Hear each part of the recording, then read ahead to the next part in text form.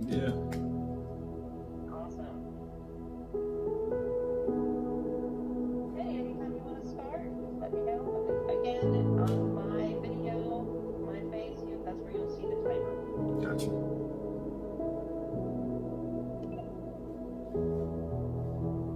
God bless everybody. I appreciate this opportunity just to be able to tell my story, my testimony. At times I feel like I don't get into it a lot, and sometimes it can be difficult just going back over past hurts, past traumas, past pains. So I'm gonna try to condense my life, which is a long life, into 10 minutes, and to just make sure it makes sense to everyone. So my name is Surreal. I was born in New York. My family, I grew up in Mount Vernon, New York. I was born in White Plains. Eventually, around 7 years old, we made our way down to Richmond, Virginia. So I really remember growing up in Richmond. And when I was young, I remember having an elementary teacher. And this might be one of those moments of maybe self-fulfilling prophecy, or I remember she said something that stuck with me, because if you know your Bible, I had one of those type of Jacob type of identities where I was constantly wrestling with who I was going to be and what I was going through as far as like being cunning and clever. I remember she told me like, you think you're so smart, but what you're doing is going to eventually cause you to go to jail or something of that nature. I remember that sticking with me. Because I always did think I was a step ahead, always trying to be a clever person, always trying to have that personality that, if you're familiar with the TV show Power, I was more like the Tariq of the group. But just going on, my first introduction with mental health was really through my mom. She wrestled with bipolar disorder. There was times I remember her being hospitalized. There was times where I remember growing up and I was like legitimately like my mom's friend. Like she would confide in me and just tell me different things. I remember we would walk all of New York, walk all of Richmond, and then when my sister got older, she would do a little bit more with my sister, and I remember having to go get my sister, chase down my sister, make sure she was good, bring her back to the house, stuff of that nature. I remember one time when I was maybe about 9, 10 years old, I accidentally took some of her medicine, and it caused me to have a real bad seizure. I ended up being in the hospital. And I specifically remember my mom and my grandmama just praying that I made it through that situation. So like, that was one of the first times that I got introduced to mental health. I didn't know exactly what my mom was wrestling with, especially as a kid. But as I got older as an adult, I kind of understood that, she had some struggles. And there would just be times of highs and lows. There would be times where she would, just be the sweetest person.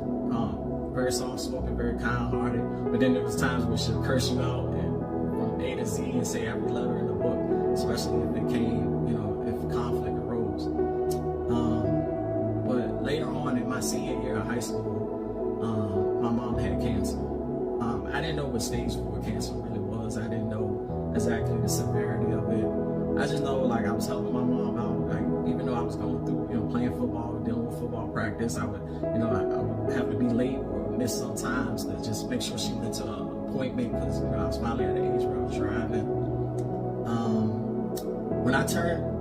Just after I turned 18, my 18th birthday, my mom passed away. So I turned 18 on May 19th from Taurus. Well, really, I'm not a Taurus because I don't even really claim all these things, but I turned 18.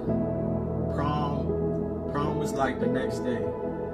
My mom, prom was like the 23rd. I remember me and my mom, we going to pick out, what I'm gonna wear. And my girlfriend eventually became my wife at the time. She was wearing something pink, so I remember picking out this men's warehouse, going and picking out a pink vest to match with my black suit, and so that would all tie in. So my mom helped me pick out a suit, and she never saw me actually wear it to prom. So a lot of times I don't even revisit this story in my life because it's challenging as far as just thinking about it. I lost my mom the day before prom, 3 days after my birthday. And I remember sitting at graduation and kind of almost wanting to give a speech because I don't think everybody, especially at that young age, realizes how valuable your parents is in your life. And losing my mom, it really stuck with me. It really hurt at the time, but it just, life still kind of kept continuing. I remember with the struggles that my mom had, I was really scared to take any drugs. So like, my first time probably ever even smoking weed was probably late into my 20s, maybe even close to 30.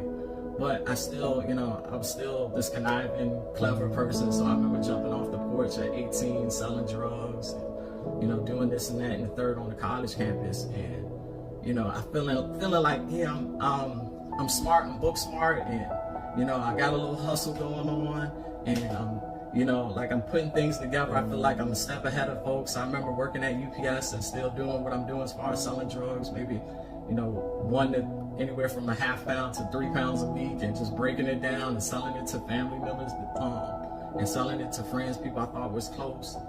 But I wasn't outrunning what God was really calling me to do. And I remember at the time when my girlfriend, who eventually became my wife, started moving closer to faith, it drew me closer to faith as well, just trying to, figure this thing out. And I remember at times struggling to just make that transition, because it was hard being who I thought I was and who I wanted to be. And I had this idea of what life should be, but it was a fallacy. So I remember just finding faith at a young age, because I ended up getting married at 21. I ended up getting married at 22.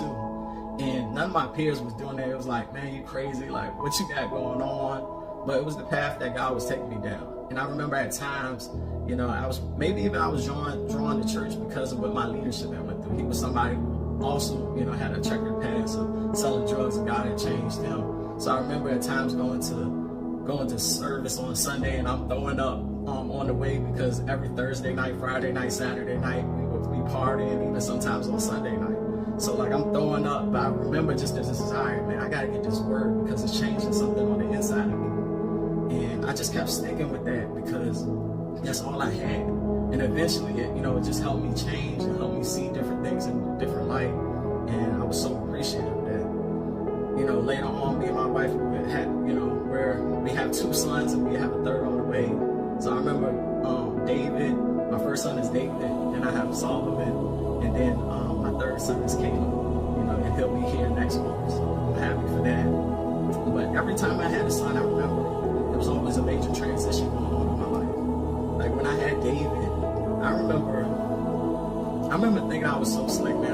I needed to get out of debt. I remember I took a car, and I didn't really care like what, I just knew I needed to get out of the situation. I was like, man, I can't afford to keep paying on this car that's underwater. I remember taking that car and putting that car basically into a tree, and to the point where like you couldn't even recognize that car. And the fact that I was able to walk out of that without a scratch, just reminds me of like how God's favor has been on my life. In this next transition, like each time I actually did that twice, which makes me so hard-headed. And it's always happened right before I was having another son. I did it with David, I did it with Solomon. I was being hard-headed. This time with Caleb, I'm not in that season, but still I ran into another transition in life. Because I remember this summer I just had so many plans and doing so much things and being so excited. And me and my cousin, we were going to hustle. We were going to pass out business cards, because I'm also in real estate. And, I lost him June 1st to a gunshot wound while he was driving. And all the stories to that is still kind of hazy and whatnot. I'm like, still trying to figure it out. But it really led me to, a struggle that I'm still trying to process through, because it's like, God, like how can this happen? And then you find yourself going through, you trust in God, but at the same time you're processing in real time, like your faith and your challenges, and trying to do this walk and trying to be legit, and not trying to fall to the voids you can feel when you're going through grief. Because at times you'll hear the enemy talking to you, and it's like, hey man, why don't you pick up a bottle, drink a fifth of hand? Hey man, why don't you smoke a blunt? That might make you feel better. At times you'll hear like, hey man, why don't you watch a little bit of pornography, man?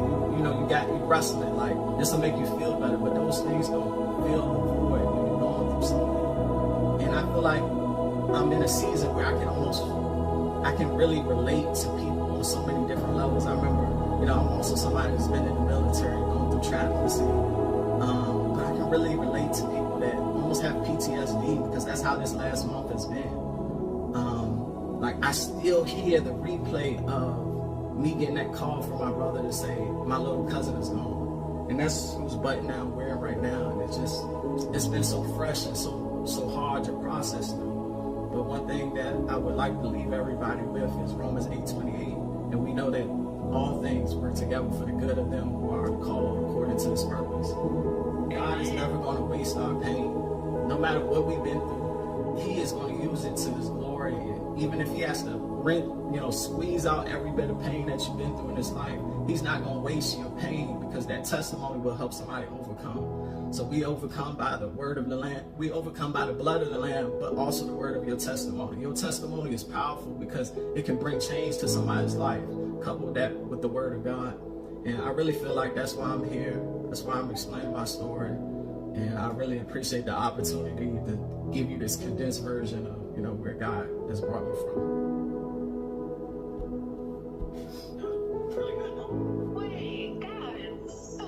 I'm laughing at the fact that I had walked away without a scratch, because it was by the second time I did it, I couldn't stop laughing, because it's not that you tempt God, but it's almost like, okay, I know that you're real, because I'm looking at a car in the first car, I'm looking at a car where the door ripped off, and people thought like, man, like you, and then even the second go around, it's like, man, the car was dang near split in half. And I'm like, how did I get out of that without a scratch? But it still brings you to a point where, like, dang God, how did I get so much grace in my life? And now I'm going through a season where I lost my cousin at 18, and he was coming back just from a graduation party.